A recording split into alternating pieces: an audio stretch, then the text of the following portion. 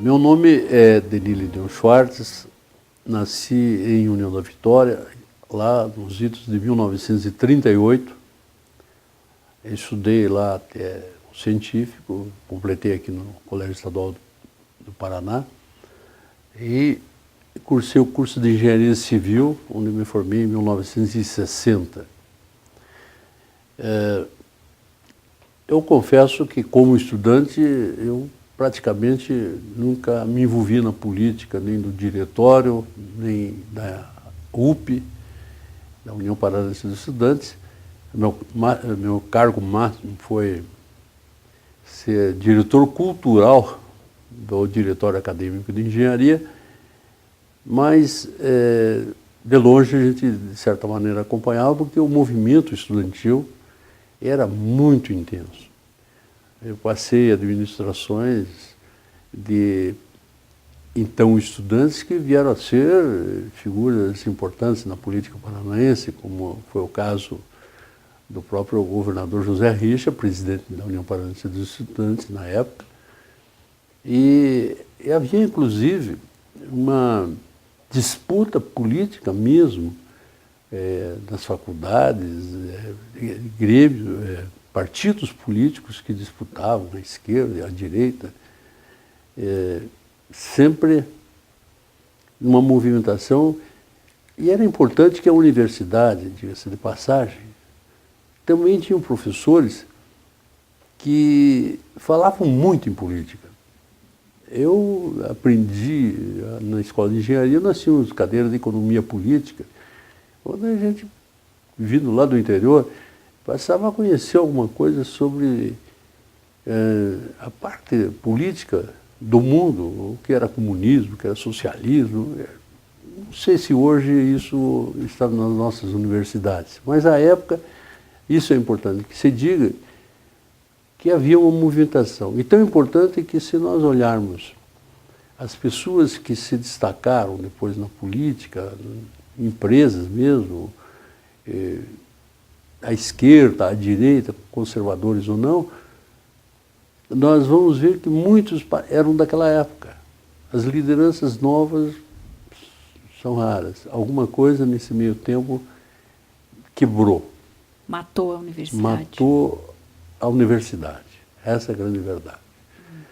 Eu acabo de fazer uma palestra para estudantes de engenharia civil lá em Francisco Beltrão, e uma das coisas que eu disse, olha, mais do que engenheiros, porque o engenheiro hoje, o computador, resolve a maioria das coisas. Até brinquei com eles, se eles conheciam régua AT, esquadro, compasso, que hoje é o computador que faz. Eu digo, olha, o mais importante é vocês se tornarem cidadãos conscientes.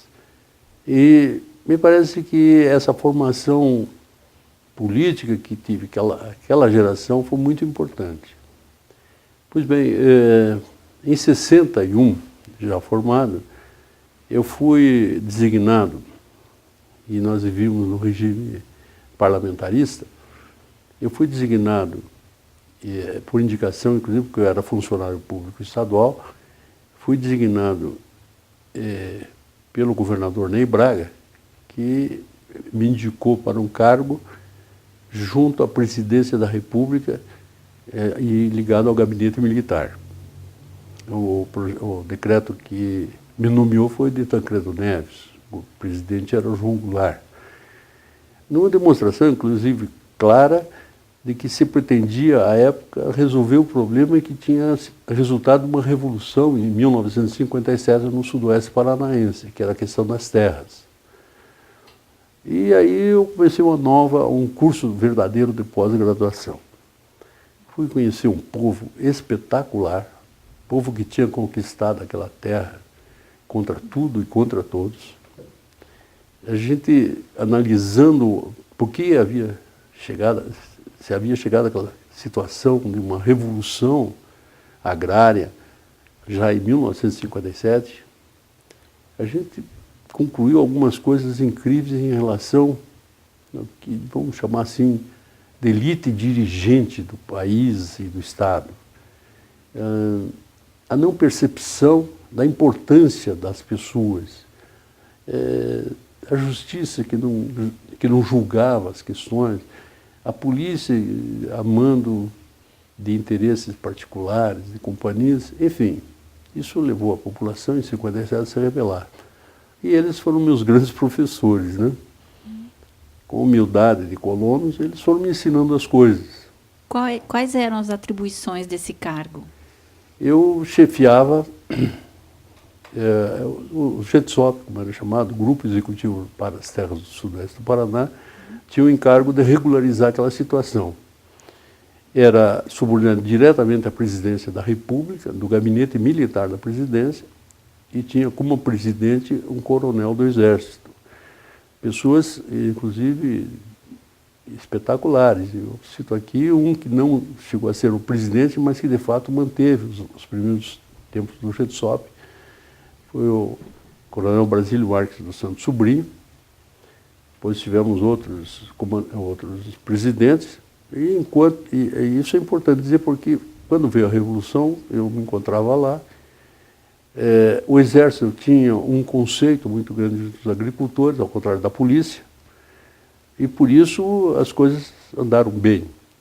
Mas chegou-se ao ponto, antes de 64, o governo federal, o Exército, se deslocar para lá, não só a companhia que já existia, de infantaria que já existia em Francisco Beltrão, mas também mandou máquinas do 5º Batalhão de Engenharia para construir o aeroporto, melhorar as cidades, e também um grupamento de Ponta Grossa. Tal conceito que o Exército tinha, porque a polícia não era bem-vinda, e graças à presença desses grupamentos todos, a coisa transcorreu tranquila. Chegamos em 64, eu me encontrava lá, no meio desses militares, inclusive, e aquela região passou a ser muito visada. Por quê? Havia tido uma revolução em 57. É uma região, hoje já menos, né, mas enfim, uma influência muito grande gaúcha. Se supunha que o Brizola tivesse muita influência. E, naturalmente, passou-se a se vigiar muito aquela região. E eu numa situação complicada, porque, afinal de contas, apesar de ter sido nomeado no governo do Jango, os militares, eu pus meu cargo à disposição, ou então, quem estava assumindo a presidência do GETSOP, era o diretor do Colégio Militar aqui de Curitiba, o coronel Ademar da Costa Machado, me pediu para ficar no cargo. E os companheiros lá, nessa altura do campeonato, eu estava inscrito, PTB era muito influente lá, né? E ficamos naquele impasse. O pessoal, inclusive os partidos de então, me lançaram como candidato único a prefeito, em 64. E eu não pude aceitar porque eu estava, primeiro pela idade, e segundo porque eu não tinha aquela tendência política que já não via na universidade. O senhor era afiliado a algum partido naquela época? Eu não cheguei a me filiar ao partido. Eu iria me filiar ao PTB e ser o candidato único. E aí o senhor não aceitou? Não aceitei. E aí continuei no GETSOP, chegou em 68, a data é significativa, né? 68, nós resolvemos fundar o MDB em Francisco Beltrão. Apesar de eu prestar serviço ao governo, nós fundamos o PI. Eu até trouxe para cá a ata, porque é significativo, eu acho que ela tem uma importância muito grande, não por ser de Beltrão, mas porque isso houve no Brasil inteiro. As pessoas humildes se unindo para formar um partido de oposição. Eu tenho a ata, inclusive, toda ela manuscrita por um ilustre amigo nosso, por todos conhecidos, que foi o Euclides Scalco. Lá chegou Léo de Almeida Neves e Jacinto Simões, ambos depois caçados, para nos incentivar a criar o partido. Criamos o partido, eu até vou deixar essa ata, porque se vê pelas assinaturas das pessoas que eram pessoas humildes, pessoas interessadas a que se pensar nisso. Por que aquelas pessoas lá longe, sem muito conhecimento, sem um jornal, sem muita comunicação, queriam derrubar o regime militar. Formamos o partido e eu acabei virando candidato a prefeito, pelo MDB. Novamente, por isso eu disse que talvez não seja a pessoa mais adequada para contar de torturas e tal, mas, novamente, a Arena de então, consta na época, a nossa pesquisa mostrava que eu ganharia a eleição, e o então governador, Paulo Pimentel, fez uma proposta, através do presidente do GETSOP, de que eu ganharia, mas provavelmente não levaria. E o que aconteceu?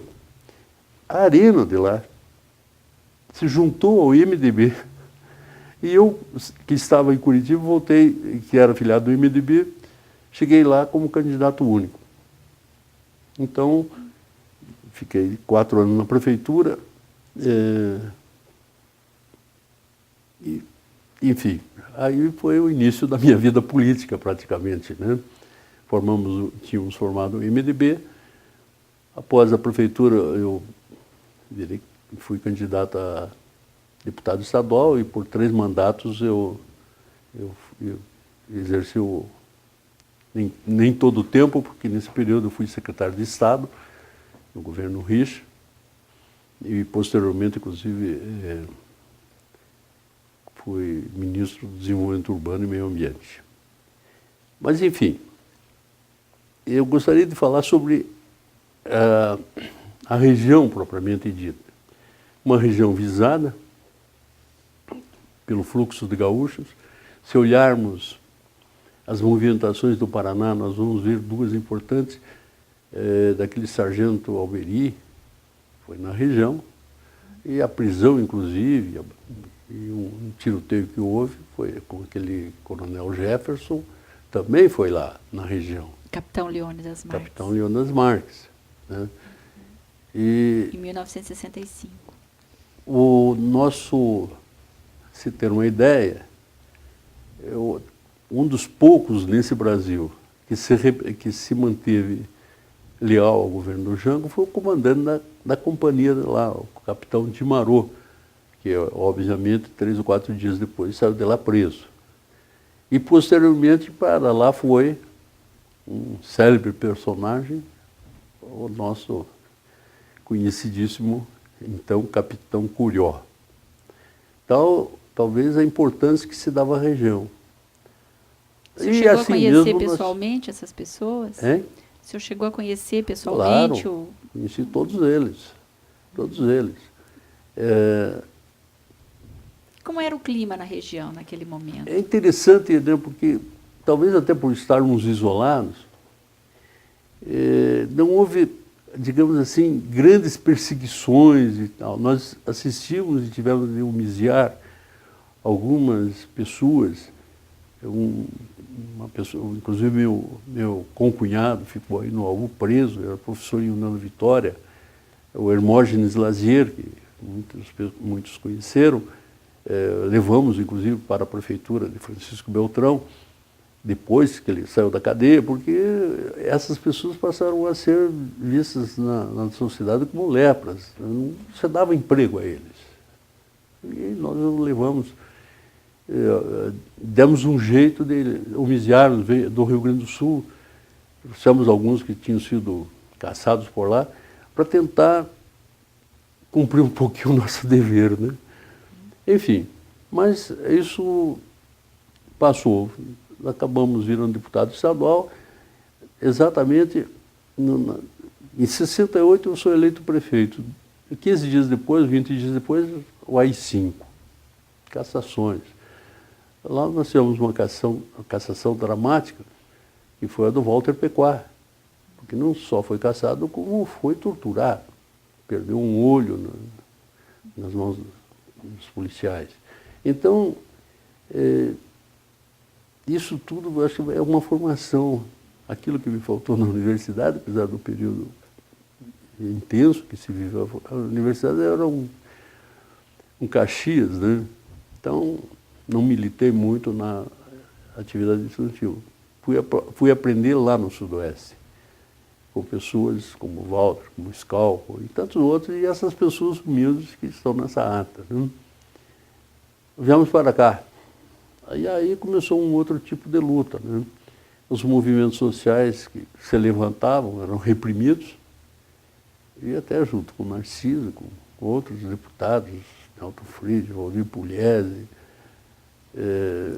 tantos outros aí que nós, MDB, praticamente como deputados, não podíamos fazer muita coisa, mas pelo menos a nossa presença inibia um pouco as atrocidades, né? As nossas reuniões, então, eram muito interessantes, porque sempre aparecia uma pessoa completamente desconhecida, do DOPS, né? E era interessante porque eles se identificavam, né? Porque iam alguns de gravata, né? Nós todos de manga de camisa, de gravata era o espião. E as coisas se passaram, o Narciso mesmo estava relatando alguns fatos, um movimento ocorrido aqui em Curitiba, um movimento de professores e alunos, um protesto onde ele disse, olha, nós salvamos um policial, porque de repente se descobriu um infiltrado, aí esse cidadão realmente era da polícia, e haveria um linchamento, né? E veja bem, nossa, o Narciso, né? Não, vamos e tal, e a gente conseguiu colocá-lo num carro e tirar dali para evitar um problema maior, porque no fundo essas atitudes só fortaleciam a ditadura. É uma divergência que a gente tem, eu sempre digo, nós fizemos uma oposição à ditadura moderada. Nós somos criticados por termos fundado o MDB, por termos militado no MDB, por termos tentado fazer uma transição pacífica, né, como de fato foi, e porque cada vez que havia o pessoal mais desesperado, e que eu respeito muito, diga-se de passagem, e que aderiram à luta armada, cada vez que havia um movimento, um assalto a banco, com efeitos, para efeito do próprio movimento, no fundo, os que estavam, nós, deputados, por exemplo, éramos Narciso e tantos outros, né? Havia uma repressão maior àqueles que estavam aqui também. Então, nós recebíamos, tinha um tal de CCC, né? Comando Caça aos Comunistas, e a gente tinha de estar escondendo correspondência para a família não saber, né? Mas o senhor chegou a receber? Eu recebia sempre cartas da Assembleia e tinha de esconder dos familiares para não apavorá-los. Não eu até era o mais quieto da turma, mas os companheiros iam recebendo isso. Era um jeito de nos atemorizar, né? Enfim, batalhamos dentro daquilo. Se conseguiu, no Brasil se conseguiu, e é importante que se analise algumas coisas, tipo, a vitória, aquelas 11 derrotas que abalaram o Brasil, as 11 vitórias que abalaram o Brasil. Não mais que de repente a população brasileira elege 11 senadores contra, 11 senadores do MDB. De repente elege governadores dos estados mais importantes do MDB. Isso deve ter chamado a atenção do pessoal dos militares que detinham o poder. Então, eu acho que os heróis disso foram essas pessoas humildes que conseguiram, olha, francamente, fazendo campanha para deputado, sol a pique, a gente num jipe, no interior dos municípios, naquelas estradinhas, uma musiquinha, MDB, e falando em constituinte, a gente não sabia o que era constituinte. e nós vamos fazer uma constituinte, vamos mudar, e liberdade e tal. E, de repente, aquelas vitórias espetaculares dos nossos candidatos, né? Isso levou a reuniões, e está faltando um pouco a memória paranaense. Eu parabenizo vocês por estarem procurando levantar isso, mas tem muito herói nessa história da redemocratização do país que não merecem, viu? Por exemplo, onde que estava sob Brizola quando os governadores do MDB, e já existiam outros partidos, os governadores da oposição se reuniram em Foz do Iguaçu para tratarem das diretas? Aonde foi a primeira reunião das diretas? Fala-se do Rio, fala de São Paulo, esquece que a nossa humilde Praça Osório foi o primeiro lugar onde se fez a reunião das diretas. O Narciso deve lembrar bem isso. E o Paraná parece que é esquecido nesse movimento. Quem foi o governador que mais atuou, e eu chamo a atenção até para um político que não é do Paraná, mas que reconhece em seu livro, Fernando Lira, que um dos grandes líderes da democratização foi José Richa. No Senado, o então ministro do Exército, Leônidas Pires, prestou um depoimento há algum tempo atrás, onde ele dá uma atribuição, dá uma participação importantíssima ao Richa e ao Afonso Camargo. Veja bem, não são homens de esquerda, não é isso, mas que tiveram uma contribuição. E nós aqui paranaenses não sabemos disso.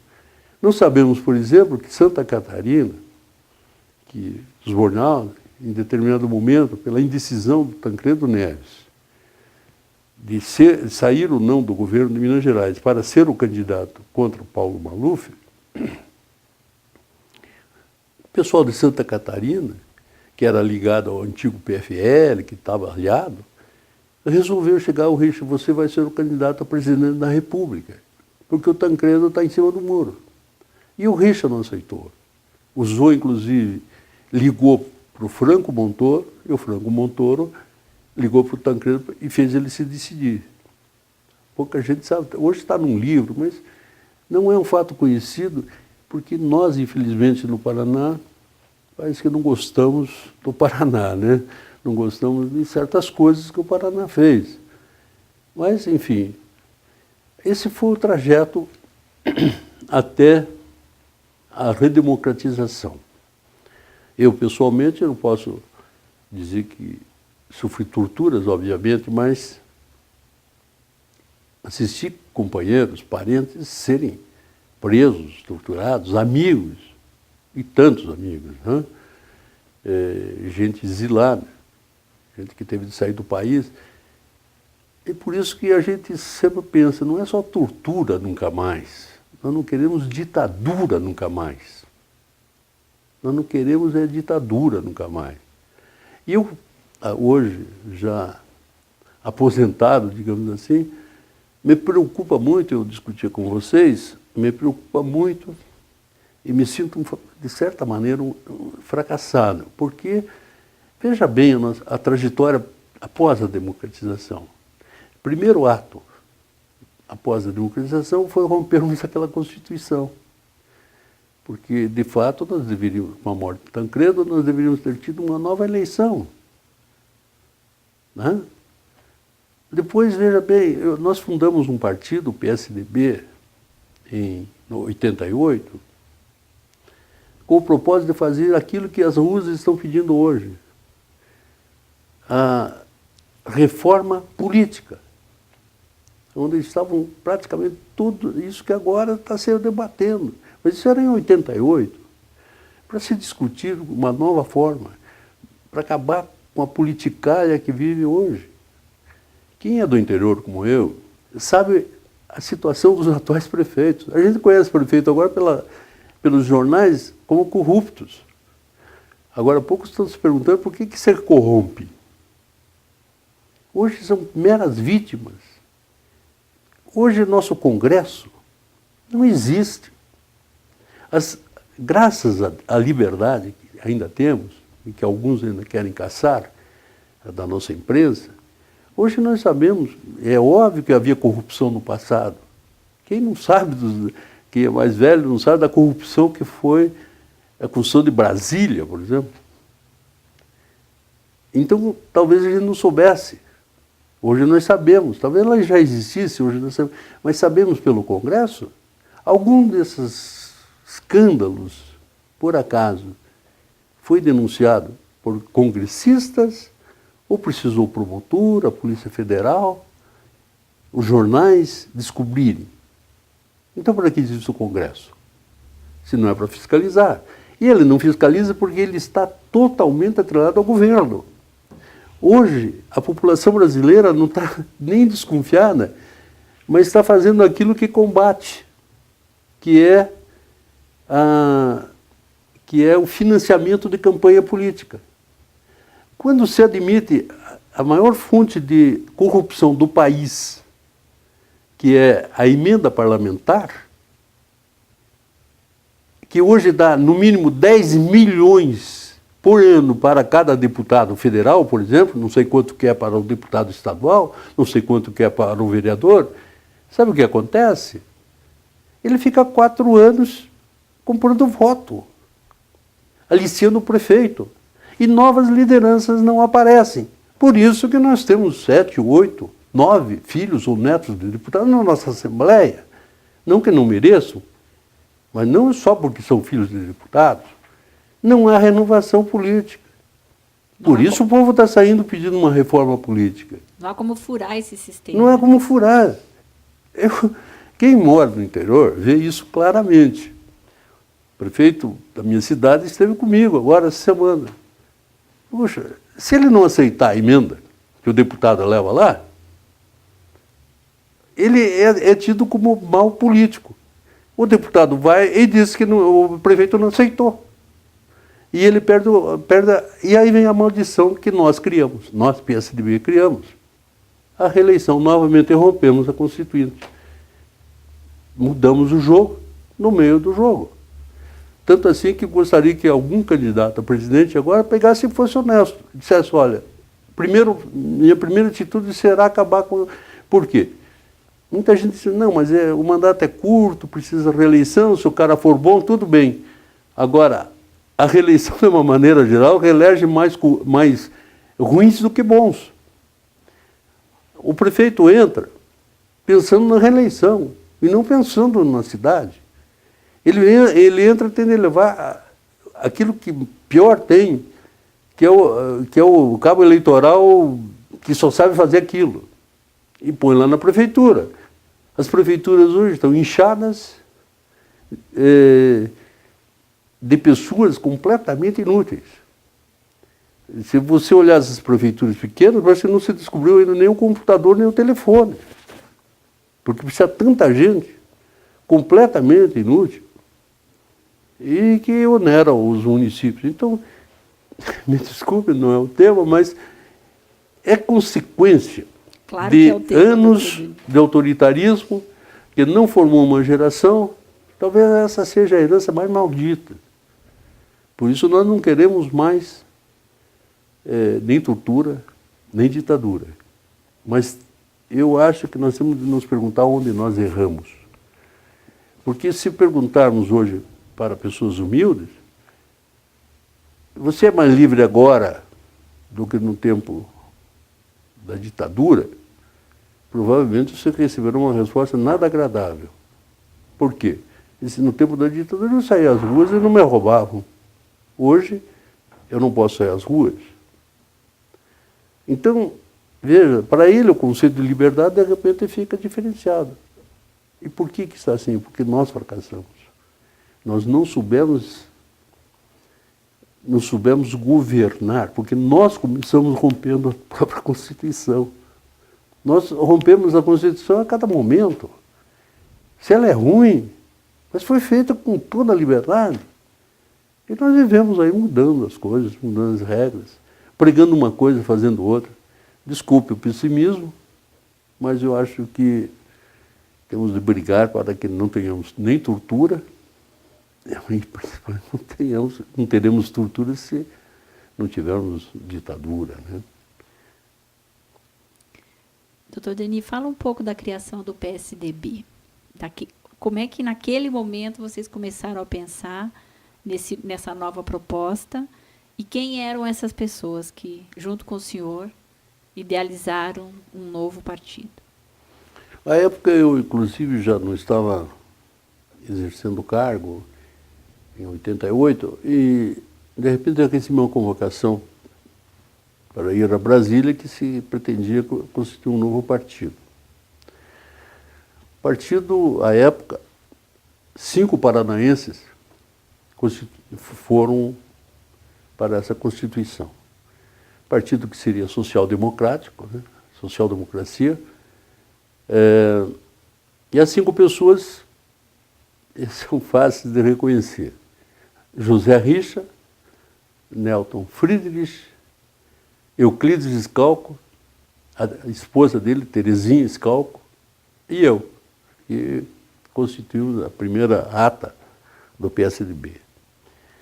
Dessas 5 pessoas, o Richa morreu, o Nelton saiu do partido e estamos nós, que nos expulsaram, estamos nós 3 aí, coincidentemente, talvez até a influência daquela região, os 3 de Francisco Beltrão, né? Mas qual era o propósito da época? Era um propósito que até, por sinal, o próprio PT defendia à época, que era o parlamentarismo. Eleições distritais, não distritais puras, mas uma distrital mista, porque nós não podemos querer também que os deputados e tal. Eu lembro que, até por sugestão minha e de outros, a não reeleição de deputados mais do que 2 mandatos. Senão não há renovação. E a eleição distrital traria novas pessoas para o cenário político e também, ela sendo mista, evitaria que de repente, de um momento para outro, a cada 4 anos, você tivesse só deputados novos. Isso seria impossível, porque há uma certa continuidade. Então, bom, enfim, era um programa bem bolado. A proposta embrionária do PSDB estava calcada nessa questão uma da reforma política. Era toda ela de reforma política. Okay. O segundo momento, nós chegamos no poder. E chegou no poder no Brasil, imediatamente envolvido pelos interesses de outros. E o PSDB passou a ser mais um partido, só. Assim como o PT hoje. Passou a ser mais um partido. A gente perde o rumo. Você pode fazer o partido, idealizar e tal, e nós não soubemos usar o patrimônio que o PSDB trouxe consigo, porque ele cresceu imediatamente. Tinha lideranças que poderiam... Então esse comportamento nosso é que, de certa maneira, me envergonha. Fomos nós que não agimos de uma maneira que hoje a população não estivesse, alguns, raros, graças a Deus, estivesse querendo uma ditadura, que era melhor a ditadura. Nós não soubemos mudar isso. Talvez o povo agora mude. Mas é muito lastimável que a gente não tenha aprendido e que sempre precisa ver o povo pedir. Que a democracia é que a democracia ser direta, porque a democracia direta também tem suas consequências. Mas, doutor Denis, seguindo o seu raciocínio, o PSDB ficou 8 anos com o Fernando Henrique, o PT chegou, né, à presidência com um discurso de oposição, né, oposição à oposição, vamos assim dizer, e está há 10 anos, 10, 11 anos, e parece que comete os mesmos equívocos, né? Até hoje a reforma política não saiu, quer dizer, O que, Aí a o que, decepção. o que precisa mudar? Não, pelo jeito não são os governantes, é o modelo de governo, talvez? É o que a gente pregou, né? Nós estamos, até fizemos uma campanha de parlamentarismo, uma mudança política, tentando... Porque, veja bem, a crítica que se fazia então era que nós... Como é que vai fazer parlamentarismo com um congresso desse? O parlamentarismo não teria esse congresso.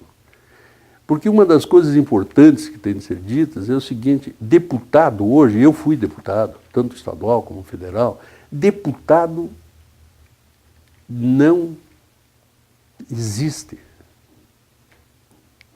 O deputado hoje é função do executivo. Ou é uma oposição radical, ou ele está atrelado ao executivo. As CPIs, por que não sai CPI? A grande renovação do Congresso Nacional nos últimos anos foram 2 cidadãos, Tiririca e Romário. Quem mais? Legitimamente eleitos, né, no sistema. Hein? Legitimamente eleitos. Veja, mas não foi...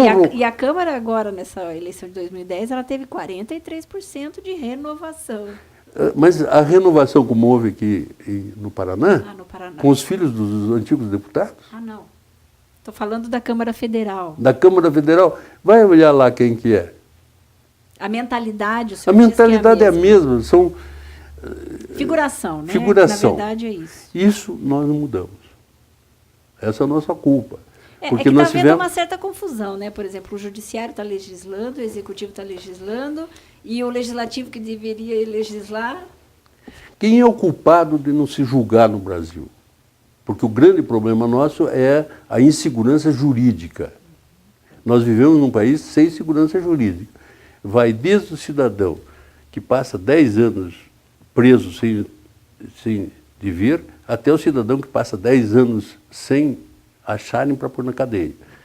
Mas vai daí até a insegurança de empresários estrangeiros, por exemplo, entrar no pré-sal,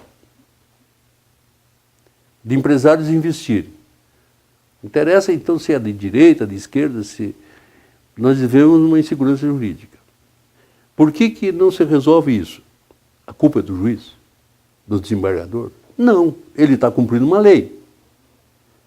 Quem faz a lei? Quem deveria fazer? Quem deveria fazer a lei é o Congresso. Mas o congressista não está interessado em fazer leis. Ele está interessado em pegar a emenda e correr lá no prefeito, lá no governador, e dizer, olha, rejeita essa emenda. E daí faz a festa, entrega lá os tratores, dá o dinheiro, faz aquela coisa toda. Ele não é executivo. O senhor viveu bem isso, né? Hein? O senhor viveu bem essa realidade quando foi ministro. Isso não é de hoje, isso vem de muito tempo. Então, nós não temos legislativo, consequentemente não temos segurança jurídica. Tem um fato agora recente, sem entrar no mérito dessa história do mensalão. A verdade é a seguinte, lá na cabeça do cidadão comum, ele quer saber por que não estão presos. Não estou julgando, quem julgou foi lá o Congresso. Porque tinha ainda um recurso. Esse mesmo recurso já não haveria se tivessem aceitado os embargos infringidos. Os embargos, porque o Fernando Henrique, na época do presidente, mandou uma mensagem ao Congresso para acabar. Porque fica muito difícil a gente saber a quem recorrer no Brasil. Daqui a pouco nós vamos recorrer ao Papa. Porque, veja bem, recorre ao Judiciário... o Papa é argentino. Pois é, vamos ter de nos humilhar a isso tanto. Então, veja, a gente recorre às agências reguladoras, que era um negócio bem bolado, para tirar aquele sabor muito burocrático. Primeiro, não regulam nada. Então, isso é realidade. Existem 2 Brasis. Existe o Brasil real e o virtual. O virtual é aquele das leis. O real é aquele que não cumpre as leis. À frente da minha casa, depois de 4 anos de discussão sobre o Código Florestal, se determinou que não se podia ocupar áreas de mata de preservação permanente e tal. Agora, no final do ano, 1 ano atrás, o cidadão foi lá e fez uma casa a 10 metros da margem. Está lá a casa. E a lei proíbe. Então, o pessoal faz uma lei lá, mas não tem nenhuma uma forma de fiscalizar, sintonia com a população. O pessoal não... E isso seria a função do deputado. Então, de repente, você critica o juiz. Não é a crítica ao juiz, é a crítica ao judiciário. O judiciário mas aí o judiciário não funciona porque as leis são mal feitas. E quem faz leis é o legislativo. O legislativo está mais preocupado nas emendas orçamentárias. Quando eu fui deputado, nós caçamos os anões do Congresso. Estão lembrados? Não adiantou. Estão todos de volta. Passaram uns 4, 10 anos da cassação, voltaram. Então nós temos que perguntar por que a população que lá atrás soube votar, não sabe votar agora? Não. Alguma coisa nós fracassamos. Em algum momento, eu estou muito velho, eu não tenho mais condições de saber o que, viu? Mas senhor, quando foi que o senhor cumpriu o seu último mandato? Eu fui deputado, foi de 94 a 96. Foi no século passado, né? Certo. Depois o senhor voltou para Beltrão?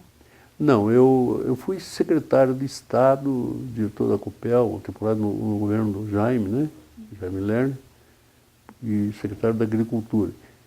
Mas foi onde aumentou minha decepção.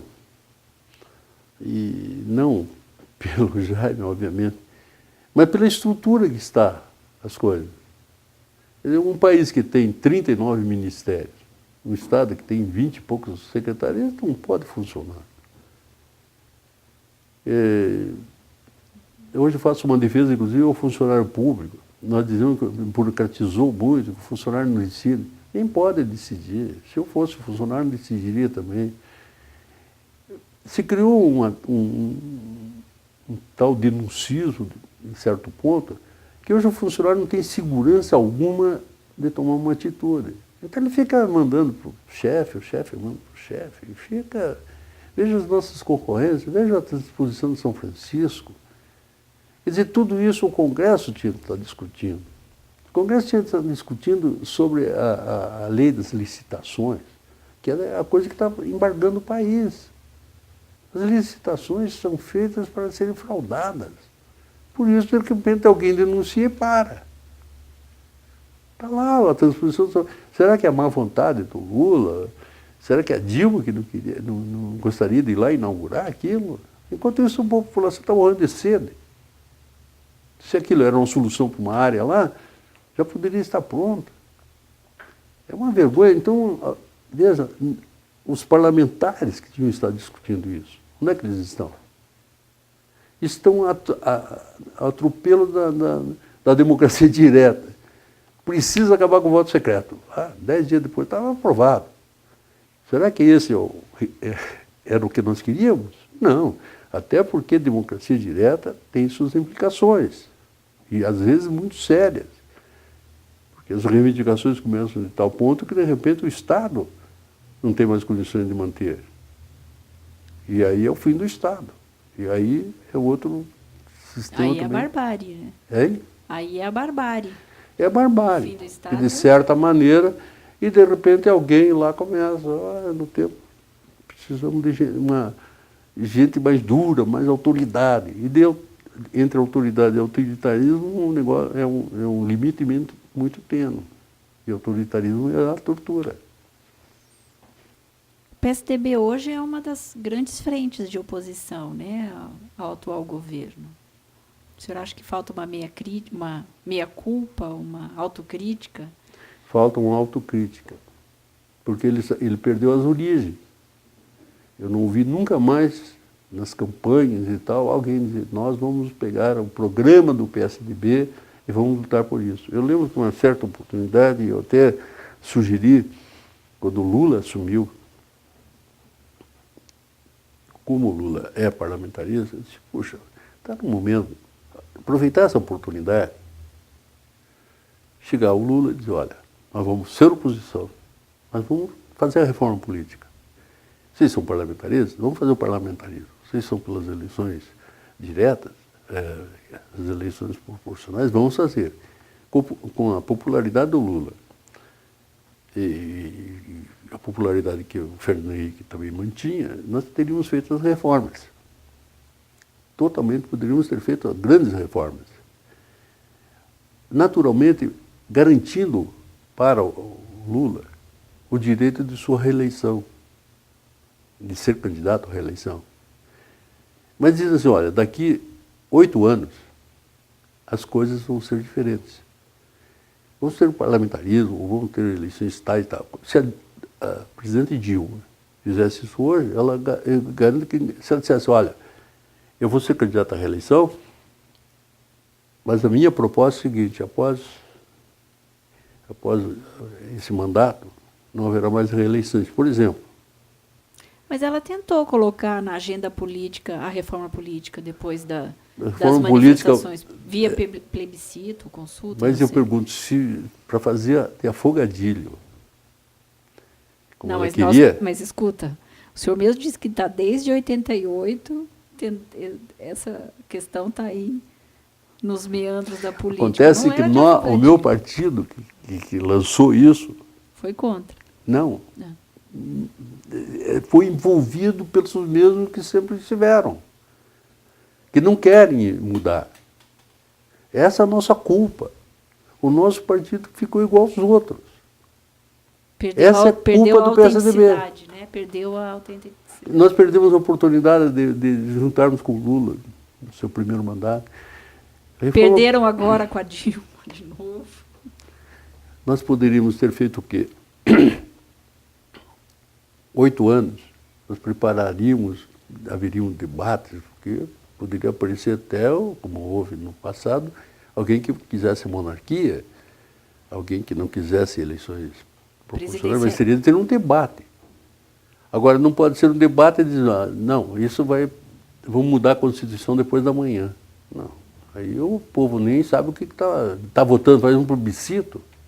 Fazer um plebiscito como? Com que pergunta? Vai lá na minha região e chega e diz, você quer parlamentarismo? Ele não sabe o que é isso. Porque ele precisa criar um ambiente. Eu acho que nós perdemos uma oportunidade lá. Eu não estou dizendo que deva ser parlamentarismo.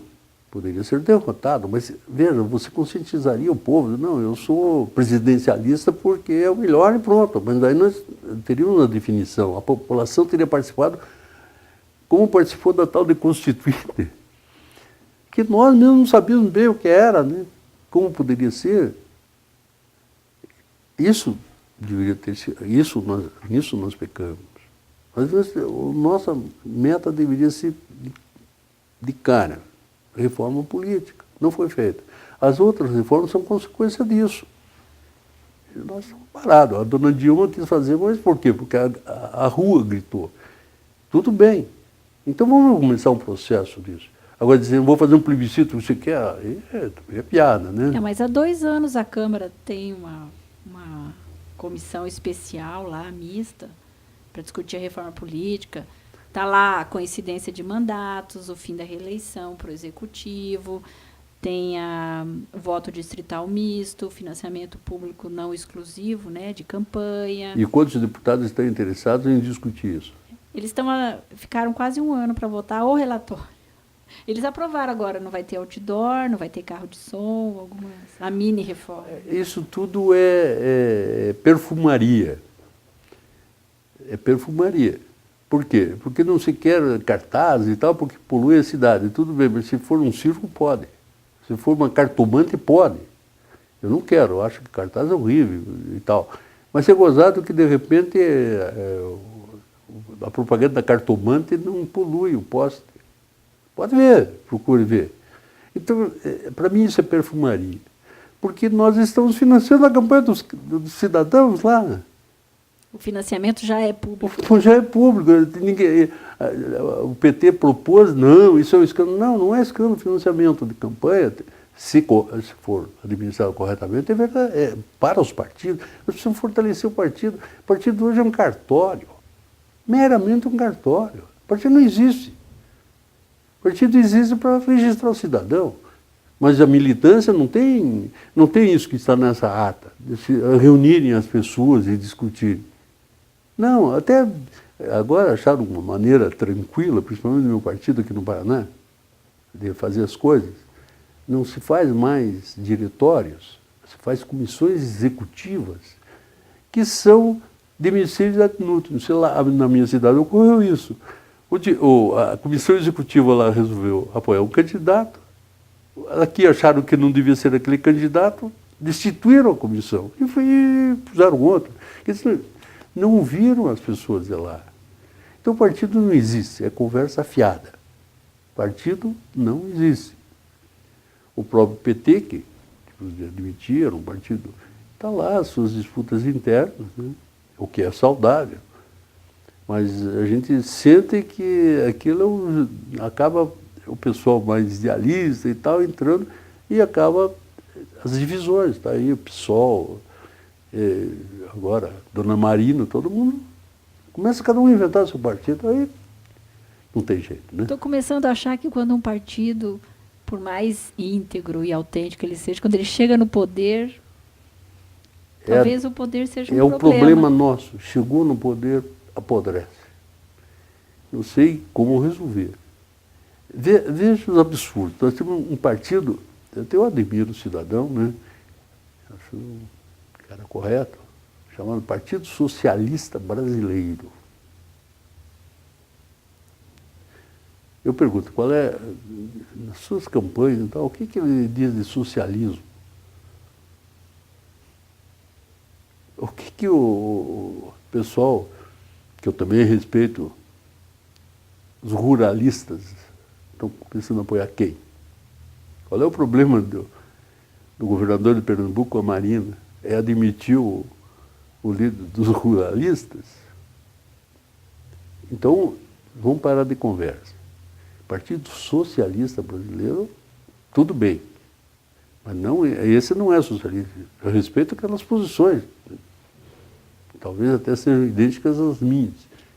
Mas doutor Denis, é uma máxima, né? Não são os partidos que fazem as pessoas, são as pessoas que fazem os partidos, né?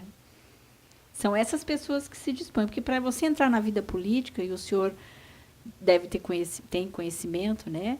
Não é uma vida fácil. Né? Essa coisa de você estar exposto publicamente, de você ter que defender as suas ideias e os seus interesses, né? A gente sabe que é para o bem e para o mal. Tem gente boa, mas também tem, como em todos os arranjos, né, humanos. Tal. Mas eu noto no senhor, assim, claro, uma tristeza, uma decepção. E foi isso que o levou de volta a Francisco Beltrão nesse autoexílio aí nos últimos anos? O senhor está lá desde quando? Agora faz uns 10 anos já que eu estou no exílio. Mas, veja, o político perde duas coisas, assim, se elegeu, perde duas coisas de cara. Ele perde a convivência da família. Eu não vi meus filhos crescerem. Eu sou casado há 50 e poucos anos com a mesma mulher, o que não é muito comum em políticos. Por quê? Porque é uma separação da família mesmo. Eu não quero, ele tem que estar em reuniões, mais reuniões e tal. Pode ver, é uma vida muito difícil desse lado familiar, primeiro. E segundo, ele perde a profissão.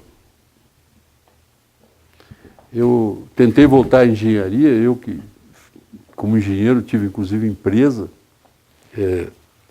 tentei voltar à engenharia, não consegui. As pessoas que me procuravam não me procuravam para falar sobre engenharia, me procuravam para saber o que está achando da política. Será que fulano vai ganhar? Como é que eu vou participar daquela licitação? Então, veja, você perde um médico que entra na política, o dia que para ele voltar à medicina, primeiro ele volta 4, 8 anos defasado. E a medicina é muito rápida, né? Evolui muito rapidamente. Então a gente começa perdendo a profissão, né? E lá pelas tantas eu resolvi, bom, agora eu vou cuidar da minha família. Então, viu, estou aí para o batizado do meu neto. Tal. A gente... E também por decepção, né? Porque não ganharia eleição hoje nem para vereador. O senhor não pensa em disputar mais nenhum cargo? Não.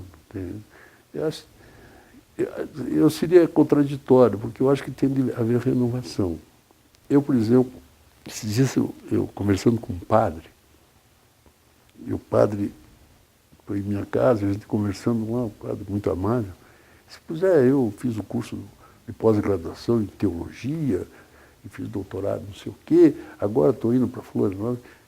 Olha, ele tinha assumido a paróquia lá. Padre, eu vou lhe oferecer um curso de pós-graduação. Vai conversar com as pessoas daqui que você vai ter um belo de um pós-graduação. Vai conhecer as pessoas humildes. Nós, no duro, não sabíamos, nós não conhecemos a nossa população. Nós não conhecemos. Nós não somos humildes o suficientes para entendermos a situação da população. E nos surpreendemos quando ela se rebela. O senhor fala nós quem? Os políticos? Nós, os políticos. Não, nós, eu chamo é meio chato esse termo, mas a verdade é o seguinte, o fracasso foi da elite pensante desse país. A elite pensante desse país... Que desconhecia as verdadeiras necessidades desconhecia do povo. Realmente o povo. E continuamos desconhecendo. Não é? Olha, fica desagradável falar isso. Mas se fala muito no social. Mas vai lá ver o homem do campo como é que está. O homem humilde. Sabe qual é o maior bem social que ele tem? É um negócio que veio da ditadura. Aposentadoria rural. Que é muito melhor, dá mais dinheiro a ele do que todos esses cesta básica. Bolsas e tal. Vai lá falar com esse cidadão. Vai lá falar com aqueles velhinhos que não teriam de cair morto. Porque hoje os filhos atarifados que estão, raramente vão cuidar dos pais. Nós não temos asilos, não temos assistência ao idoso, a não ser um negócio que veio do lado do seu garrafa azul médico. Deus me perdoe, mas é verdade. Então, é difícil a gente ficar muito risonho com essa situação. Entristece mesmo. E, para mim, quem fracassou foi a elite brasileira. E os fatos mais recentes estão aí a demonstrar o recuo de pessoas que fizeram campanhas homéricas através da cultura, através das manifestações, através da música, por exemplo. O que querem hoje? Censura. Querem biografias chapa branca, né, seu Caetano Veloso? Alguns jornalistas vão se prestar a fazer ótimas biografias. Nós só vamos, lá no futuro, nós vamos reconhecer essas pessoas como pessoas excelentes, que nunca tiveram problemas, porque a biografia é autorizada. Mas também, né, doutor Denis, num país em que a insegurança jurídica campeia, alguém vai lá e escreve uma barbaridade até ele provar que aquilo é uma mentira. Novamente, nós caímos nisso. Aliás, hoje eu vi na CBN uma declaração do Roberto Carlos, que teria feito do Fantástico, e que ele diz isso.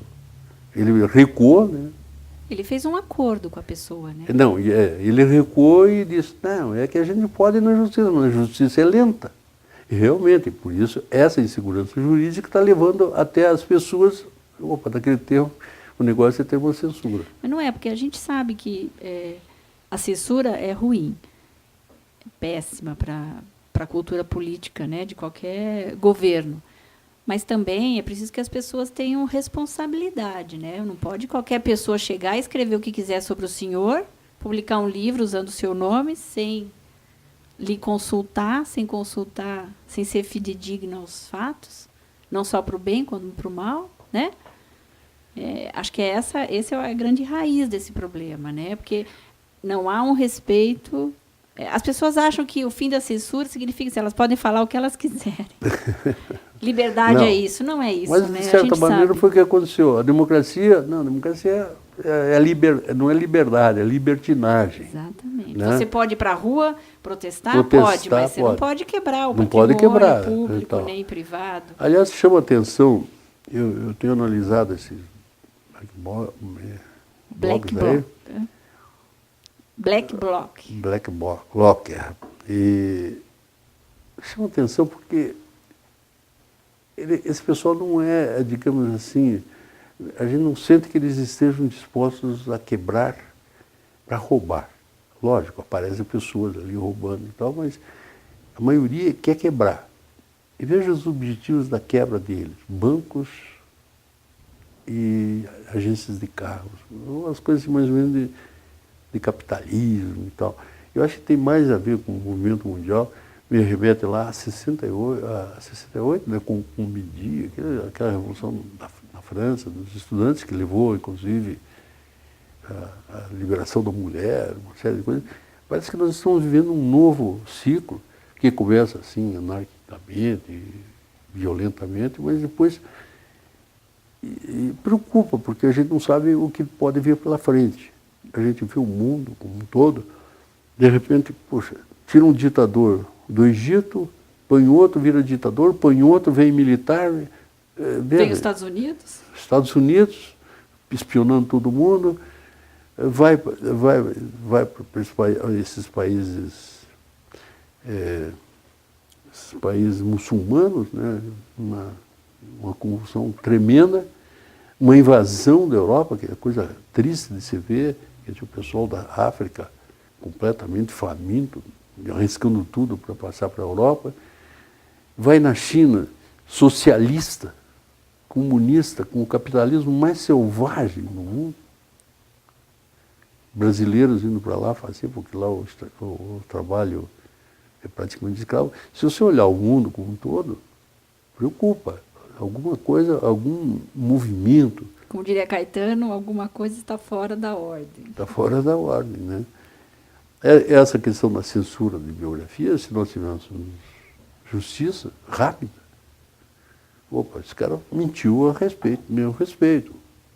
E isso o Roberto Carlos conseguiu já, com lentidão, mas conseguiu. Então, veja, vivemos num país com instabilidade jurídica. Culpa de quem? Do juiz? Não, de quem fez as leis.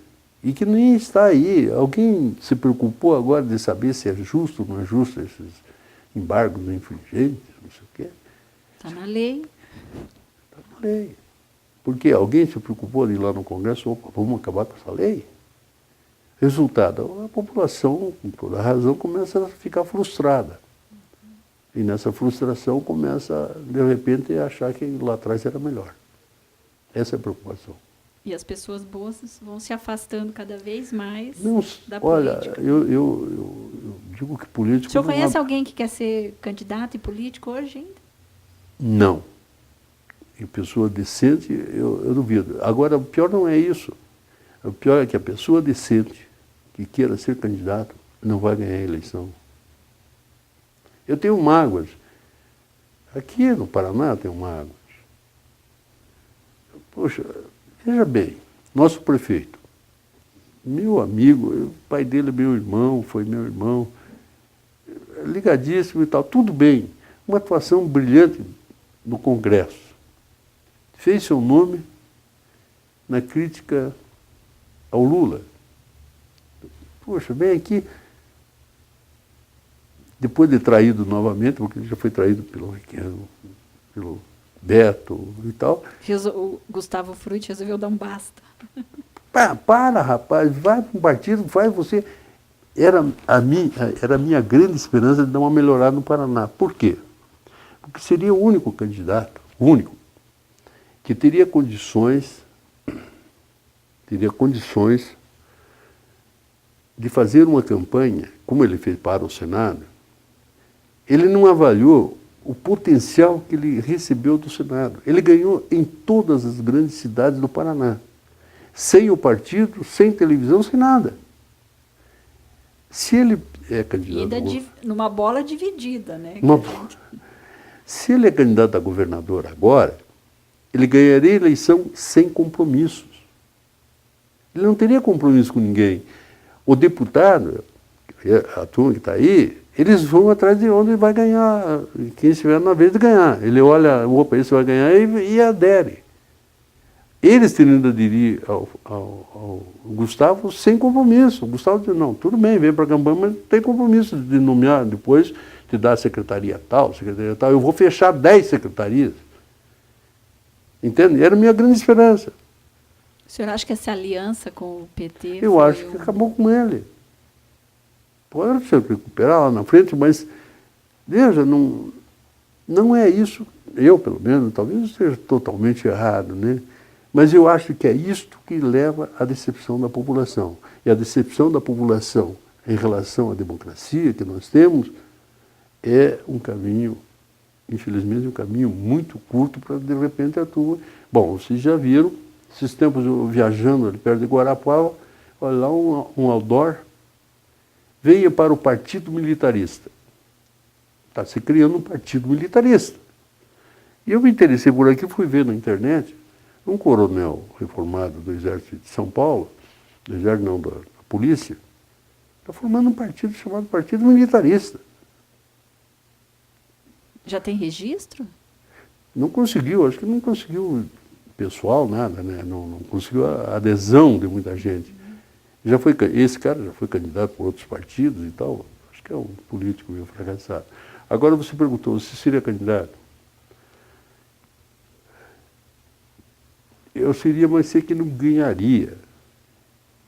A gente tem sensibilidade para saber que não tem condições de concorrer com o que está aí. Mas com a sua trajetória? Não tem. Pode escrever. Não tem. Primeiro porque a gente fez isso lá no passado. Não, se teve algum êxito, foi lá no passado. Hoje mudaram. Outra coisa, a gente precisa renovar. Precisava trazer prefeitos. De certa maneira, o que aconteceu quando o Richa assumiu. Que vieram muitas pessoas do interior. Até, de certa maneira, sendo contestadas pela elite curitibana. Era o secretariado Jacu, né? Lembra? Pé vermelho. Os pés vermelhos. Porque trazem um sangue que está lá, ninguém conhece. Não é o pessoal da boca maldita. Mas o senhor não abandonou a política assim, o senhor apoia algum candidato, participa das... Ser candidato, por exemplo, é praticamente inviável. A menos que a pessoa tenha muito dinheiro, os partidos não existem, né? Seja filho de um... filho de um ex, né? Mas, doutor Denis, os políticos não dão em árvore, nem vêm de outro planeta. São representantes da sociedade. Pois é, essa é uma outra preocupação. Eu tenho até um ditado para isso. Sempre digo, olha, eu militei muito tempo na política e nunca encontrei alguém que tenha sido mandado pelo diabo lá. Olha, você agora vai para lá. Sempre alguém foi pelo voto. Se esse voto foi comprado é porque alguém vendeu. Então, a doença é meio complicada. Mas, veja, nós também não demos os exemplos para que a população, de certa maneira, tivesse orgulho da nossa atuação, né? Falando dos políticos. O político, aquilo que eu mostro nessa coisa simples aqui dessa ata. O político era respeitado. E o político hoje chega até a ser vítima, de certa maneira. Eu acompanho, quando eu era candidato, quando eu fui candidato, eu ia para o interior, numa outra cidade, e às vezes tinha problemas porque havia uma disputa dos companheiros. Não, você tem de dormir na minha casa. Não, tal. Eu nunca pagava nada. Eu chegava lá, tinha o pessoal de jipe lá esperando, de fusquinha, vamos para fazer as campanhas e tal, por conta deles. Era assim. Hoje, quando um deputado recebe uma homenagem, é interessante de observar. Ele vai lá, tem aquele jantar e tal. Depois da festa, veio o chefe da festa e disse assim, olha, deputado, o senhor me desculpe e tal, homenagem para o senhor e tal, a gente fez uma cotização, mas faltou tanto. E o deputado acaba pagando. É que nessas homenagens do melhor do ano e tal, tudo uma coisa forjada, né? Eu paguei, eu sou o melhor do ano, né? A minha loja é a preferida e tal. Então, veja, é uma sociedade também corrompida, né? Por isso nós não entendemos, nós não soubemos aprender o povo para procurarmos soluções junto com o povo, alguma coisa. As coisas vieram de cima para baixo e o povo aprendeu muita coisa que não devia, né, conosco. Então tá, doutor Denis, alguma mensagem final depois dessa essa viagem? Olha, eu agradeço a atenção de vocês, o trabalho médico de vocês. Espero que tenha dito alguma coisa com coisa, né? Porque eu, bom papagaio que sou, às vezes falo quase que ininteligivelmente, mas é o que eu penso, é o que eu senti, o que eu vivi. E como vocês têm como lema, tortura nunca mais, eu acho que a grande pergunta é o que nós ainda temos de fazer para não termos tortura nunca mais, ditaduras nunca mais. Aonde nós erramos, o que nós precisamos fazer para que a população não precise apelar para isso e novos sofrimentos não serem impostos a esse país já tão sofrido, né? Muito obrigado.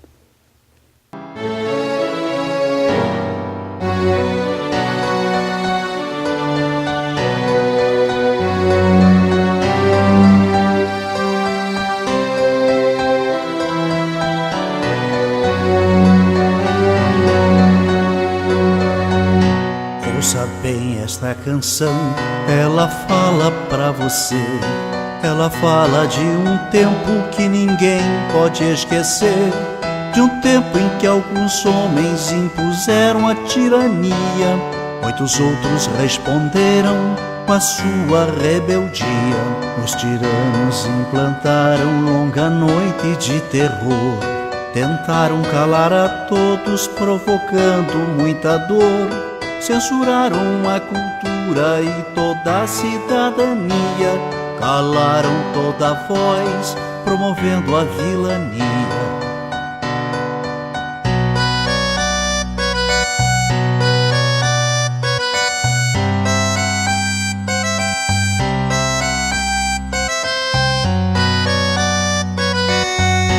Pelas fábricas, escolas, nas ruas e construções, reagiu o nosso povo à violência dos grilhões. Resistiram estudantes, camponeses e operários, foram homens e mulheres a enfrentar os sanguinários.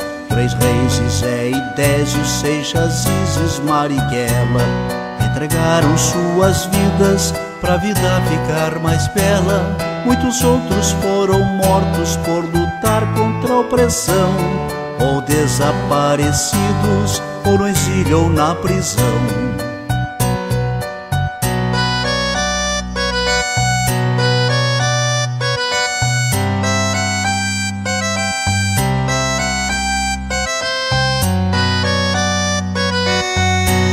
Com a luta desses homens derrotou-se o opressor.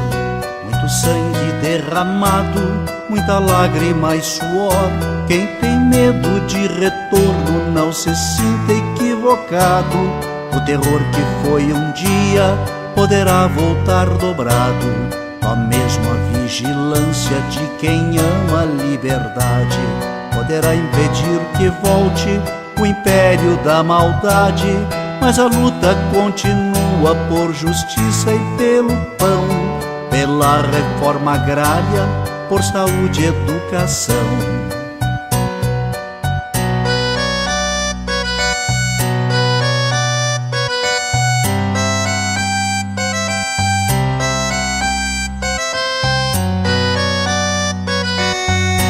A miséria ainda guerra se espalha, a violência é assassina, juventude sem futuro, a história nos ensina. Só unido nosso povo vencerá a exclusão, um homem tendo por outro sentimento de união.